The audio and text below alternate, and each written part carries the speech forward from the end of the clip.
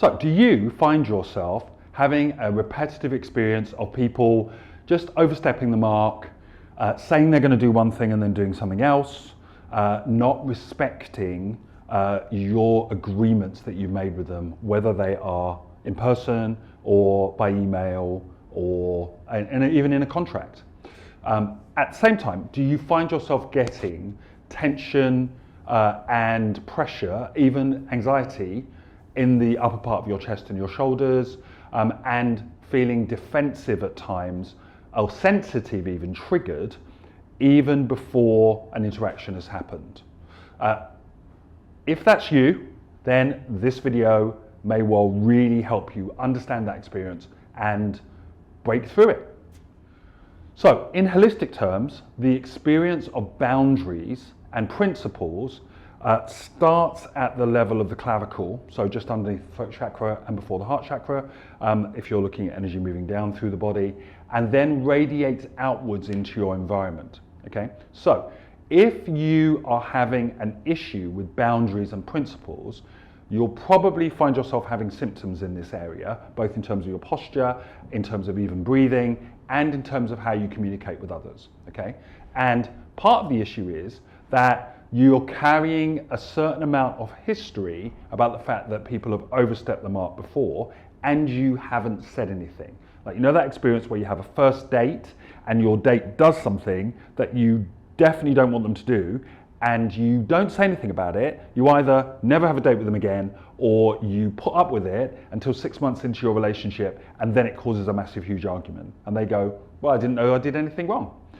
What that tells you is that you're not actually empowering your principles and your values, and you're not articulating it when somebody falls foul of those things. They step over the mark.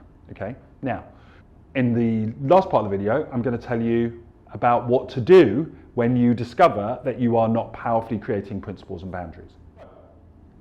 Let me give you a few tips about how then to change your experience of weak boundaries or principles that are not alive in your environment, and how to turn that into creating spaces that reflect who you are.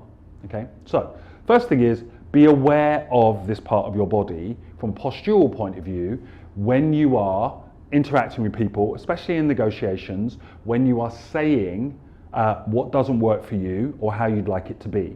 And you want to be really clear, that doesn't have to be emotionally driven. Often people think that when you tell someone that they've done something wrong or that they've come up against one of your boundaries or principles, it's like you have to tell them off. But actually you really don't need to do that. This is just expressing, this is who I am, this is how I want my world or my environment or my space to be, and if you want to engage with me in this space, then you'll need to align with that or give me a counter offer. So it's quite fine for people to give you an alternative as long as it's mutually agreed and then managed into the future. Okay. Second thing is, don't assume that you have to walk around policing your principles and your values all the time. A really powerful visualization that I use with my clients is to get them to imagine themselves sending their principles and their boundaries out around them, almost like a force field, so that before life gets to you, before the next interaction is close enough for you to touch it or to speak to it, it's already been vetted. It's already been filtered. So it's already coming to you in a form that's more in alignment with your principles and boundaries. Okay? Literally, you find that those people who break their words consistently around you just find it harder to get close enough to experience you and to influence you. Equally, that means that you find yourself creating spaces where people who are aligned with what you're aligned with, who do believe in the principles and values that you hold, those people are much more attracted into your space. And sometimes even when you're not expecting them to be there, like, you know, you'll find yourself engaging with someone or you keep bumping into someone, and then when you start to talk to them, you'll find that it's your principle and value and their principle and value that are actually bringing you together. Okay, so you move from the assumption that people are going to step over your boundaries or not respect them into an experience that more and more people are sharing the same mindset and the same perspective as you.